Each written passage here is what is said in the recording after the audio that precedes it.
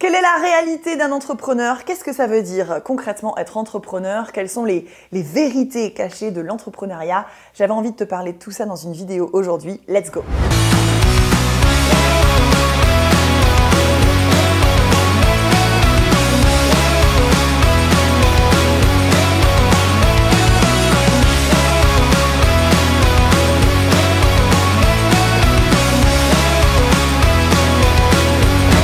Aujourd'hui dans cette vidéo pour parler entrepreneuriat, puisque si tu t'intéresses au closing, il y a quand même 99,99% de chances que tu t'intéresses aussi à l'entrepreneuriat, que tu as envie de quitter ton patron pour devenir entrepreneur et créer ta propre liberté.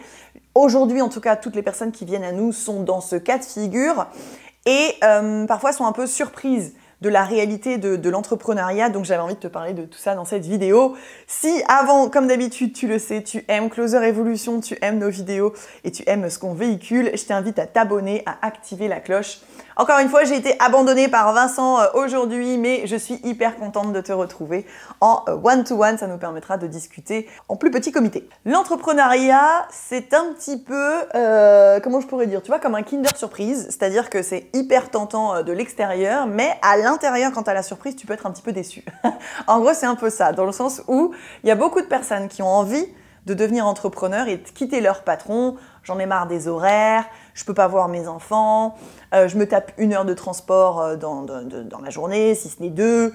Je suis pas forcément reconnue à ma propre valeur, j'ai un tout petit salaire, j'ai pas eu d'évolution depuis X années. Ok, certes, fine, tout ça, ce sont des bonnes, comment je pourrais dire, des bons leviers de motivation pour que tu deviennes entrepreneur.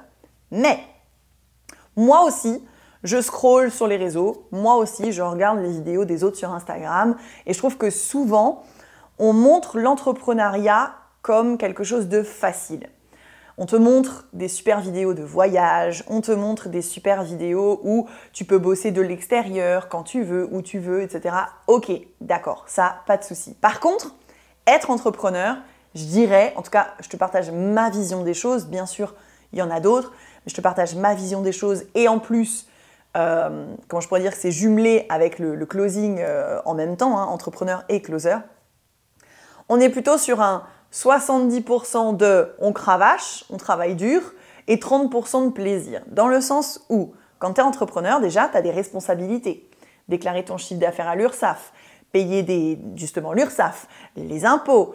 Tu dois, si tu décides d'ouvrir une entreprise, donc pas une micro-entreprise, mais vraiment une SA, une SARL, etc., bah, tu as tous les problèmes de TVA, de comptabilité, bref, vraiment des choses qui ne sont pas le plus fun au quotidien. Bon, bien souvent, quand tu es closer, tu décides d'être micro-entrepreneur, donc tous ces soucis de TVA, pour l'instant, tu les mets à la poubelle.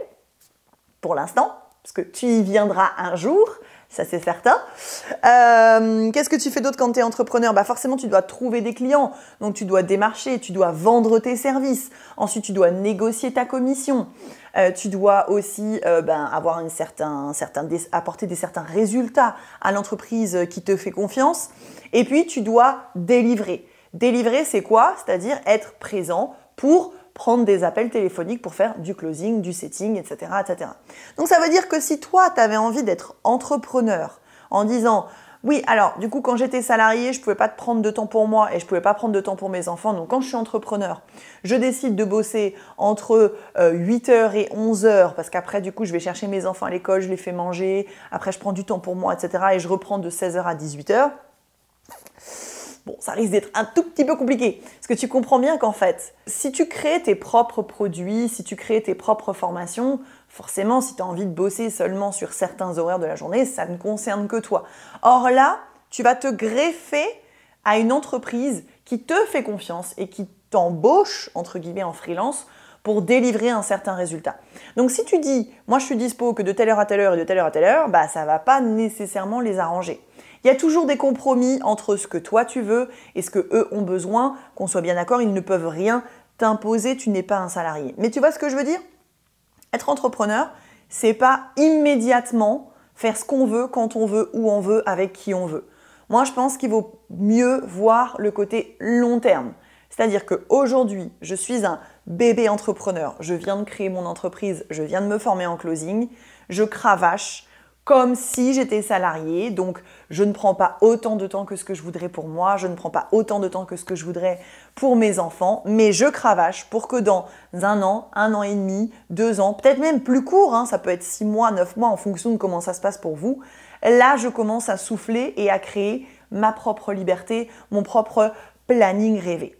Si tu regardes bien sur Internet, tous les entrepreneurs les plus connus, qu'ils fassent du closing ou pas, ils disent tous qu'ils ont cravaché à leur début. Ils ont travaillé parfois jusque tard le soir, ils ont travaillé parfois les jours fériés, ils ont travaillé parfois les week-ends pour lancer leur entreprise. Et une fois que l'entreprise était plus mature, que les revenus étaient stables, là, ils ont commencé à prendre un peu de recul. Tu vois, c'est un peu comme nous. Avec Vincent, on a commencé l'entrepreneuriat et je crois que même pas un an plus tard, j'étais enceinte. Et notre premier enfant, Lucas, est venu au monde. Je me souviens avoir travaillé malgré les nuits en dents de scie très très courtes. Je me souviens avoir travaillé, même si Lucas pleurait, je le passais à Vincent. Moi, je travaillais et lui, après, il me repassait Lucas et lui travaillait. Enfin, tu vois ce que je veux dire? On n'a pas nécessairement tout de suite profité de nos enfants parce que l'entreprise était encore en lancement dans sa phase de croissance et qu'elle avait aussi besoin de nous. Ton entreprise, c'est comme une entité qui a besoin de toi au quotidien et si tu n'es pas là pour la faire grandir, elle ne pourra pas grandir toute seule. Donc, l'entrepreneuriat, pour moi, c'est 70% de tes journées à cravacher, à bosser dur pour y arriver et 30% de je kiffe, je me fais plaisir. Et l'objectif, bien sûr, en cours de route, plus tu vas plus tu vas développer ton chiffre d'affaires, plus tu vas être entrepreneur sur le long terme et plus tu vas pouvoir passer à, je sais pas moi, peut-être 50% je cravache, 50% je me fais plaisir. C'est tout l'objectif que je te souhaite. J'espère que cette vidéo était claire. Bien sûr, je peux pas te parler de toute la réalité de l'entrepreneuriat dans une seule vidéo YouTube, mais tu peux retrouver plein de tips sur l'entrepreneuriat, sur cette chaîne, sur notre compte Instagram, sur mon profil Facebook, etc. J'espère que cette vidéo t'a plu. Bien sûr, tu peux me retrouver en commentaire et je te dis à bientôt. C'est good? L'entrepreneuriat, j'avais envie de te parler aujourd'hui de tout ça dans cette vidéo. Non, ça va pas du tout. On recoupe. Ça, poubelle. Bon, maintenant, Monsieur Moch, parce que là, moi, je peux pas chier les vidéos toutes les 3 minutes.